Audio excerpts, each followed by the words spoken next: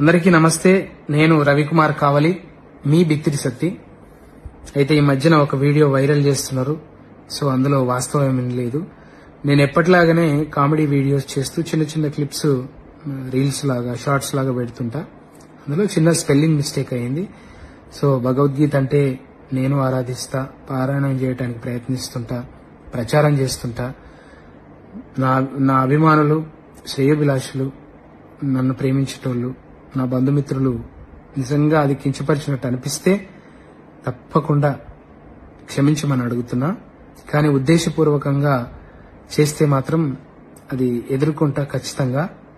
ఇంకా వాళ్ళు మనం ఎన్ని రోజులు చేసినా 15 ఏళ్ల నుంచి చేస్తున్నప్పుడు ఎలా మన మీద అట్లాంటివి వైరల్ చేయబుద్దయిందో ఇక వాళ్ళ విఘ్నతకే వదిలేస్తున్నా.